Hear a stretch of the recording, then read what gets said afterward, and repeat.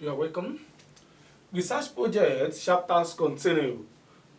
Well, I stopped in chapter 2. Now this is the chapter 3. When you get to the chapter 3 of your work, you have called the research design. In this research design, 3.1 will be design of the study. Which design are you using? Is it descriptive survey research design, experimental research design, quasi-experimental research design? So any design you are using for your study, this is where you will discuss the design and justify the reason for using that design. Area of the study, that is 3.2, area of the study. Where is the study being carried out? You have to discuss in details where the study is being carried out. Even someone that have never been to the study area before, mainly going through your project alone, the person should be able to locate the area. So you have to discuss the area of the study in terms of the landmarks, the occupation of the people of that environment, and so many of people in that environment and other things too. Population of the study. What is the population of your study? That is 3.3. What is the population of your study? You have to state the population of your study here. If you are using teachers, for instance, what is the total number of teachers in your study area? You have to state the total number of teachers, the male and the female. If you have location as a variable, then you have to state the number of teachers in urban and rural area. Please avoid anything table when you are giving this population. Don't put it in table, just write it in words. Don't put it a table. If you want anything like table you want to use to show the population, kindly put that in your appendix and refer the reader to see appendix so on page so. Then the person will now go to the appendix to see the table format for your population. But here, just put it in words only. Sample and sampling technique. What is the sample size for your study? This is where you state the sample size for your study, which you got through your what? Population. And sampling techniques.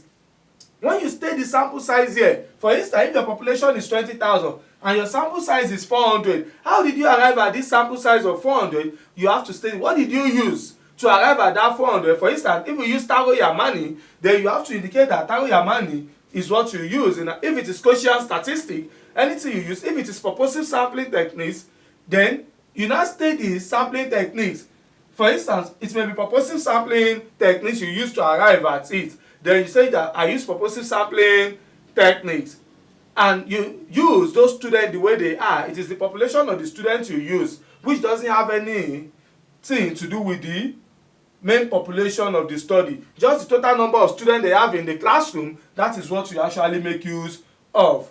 Now, if it is not purposive, if there is a way you select, tell those your sample size, then you have to tell us, do you use stratified random sampling techniques? Is it simple random sampling technique? Is it convenient? Anyone you use, you have to state clearly and have to explain it. And then you can now refer the reader or your supervisor to the appendix of your work to see the calculation, because you don't put the calculation here. You only gave the final result of your calculation. That is the only thing you have here. Then in your appendix, you can now show step by step of how you arrive at that your figure. Now, instrument for data collection. What instrument are you using? Is it questionnaire? Is it test? Is it interview? Is it observation? Is it observational checklist?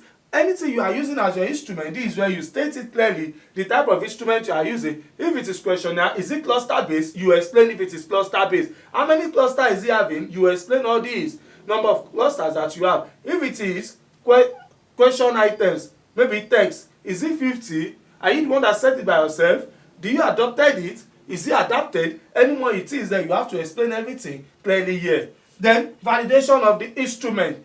After you have designed this your instrument, the test, for instance, in an experimental study, maybe you have already designed the question that you will use and the lesson note. You have to take this question and lesson notes to people to validate, to experts, to help you to look at what you have designed. Is it correct? What is wrong there? That is what we know as validation of the instrument. When they will now look at it, critique it, tell you the mistakes there, what you should do, what you don't supposed to do. They will sign. Then you will now come back and write. Who are those people you gave it to? There must be people specialists in that area. They must specialize in that area you are conducting your research. Then you now explain how you gave it to them, what you asked them to do, what they did, what they corrected, what they add. You have to explain everything here. reliability of the instrument. After that, then you now go for reliability.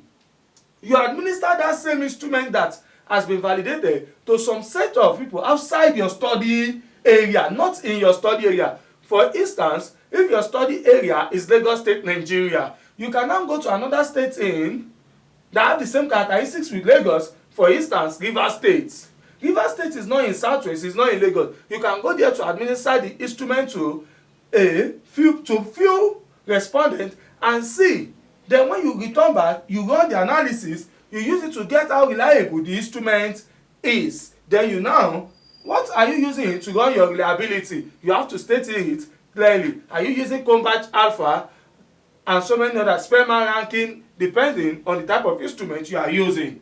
Experimental procedure. This one is only necessary if you are writing experimental work. If you are not writing experimental work, just forget it. But if you are writing experimental work, you have to explain how the experiment is to be carried out. Then you have control, all those variables that you have to control of extraneous variables such as subject interaction, teacher's bias, and so many others have to be explained there. Method of data collection. This too is for only when you are having experimental topic. If it is survey, just neglect this. Then come to method of data collection. In your method of data, how did you collect the data?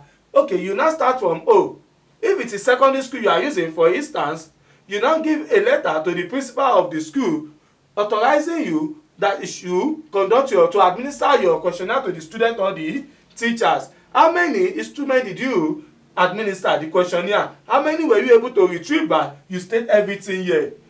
Then, but if it is an experimental work, if you have experimental procedure and your experimental procedure is well explained, there is no need for you having method of data collection again. You can remove it. Then the last one here is method of data analysis. This is where you now state what you want to use to analyze your data. What do you want to use to answer your research questions and hypothesis? You might use mean and standard deviation for your research question. Why? Maybe analysis of covariance for your hypothesis. Then you now justify the reason why you are using mean, standard deviation, then analysis of covariance. Now, chapter 4, results. Here you have results. This is where you discuss your result after returning from the field work. When you discuss your results after returning from the field work, you prepare a table for the research question for the hypothesis also, and for the hypothesis also too. Now, after you have done that, the research question and hypothesis, you have provided the results, your feedback, then summary of findings, you have to summarize your findings. What did you observe from the analysis you ran? What did you observe? You have to explain everything that happens there. Is it that students perform poorly? Is it that teachers teach very well based on your topic and your findings? Now, chapter 5. In your chapter 5, you have discussion. 5.1, you have discussion of findings. This is where you discuss your findings in details. Under your summary of findings, you only summarize it. You don't discuss it in detail. Yeah, you now discuss it in details. You now look for other works that have been conducted. For instance, you can go back to your chapter 2 under your review of related empirical study and look at what those ones you reviewed, the result of their finding. Is it in line with your own, or is it contradicting your findings? Then you have to do everything under your discussion of findings. Now, conclusion. You have to conclude the whole of the work. Yeah, you state your conclusion here. Then educational application of your findings. Then recommendation. What did you recommend? You have to state all your recommendation. Your recommendation have to go with your findings. You don't state recommendation outside your findings. Then suggestion for further study. What did you suggest? Give people suggestion. Frame it in form of a research work. Then so that other people can now look at it, pick it, and use it for their own research work. Then summary of the study. You now summarize the whole study from chapter 1 to 5. Then references. You now use your reference. In your reference, if you are using APA 6th edition, please kindly note that your in-text citation too should be APA 6th edition. If your reference wants to be 7th edition, then APA, then make sure that your in-text too is 7th. If you are using MLA, Chicago, anyone you are using, make sure that the in-text is in agreement with your references. Then append this. All the things that you cannot put in the main body of the work, you have to move them to appendix. Thank you.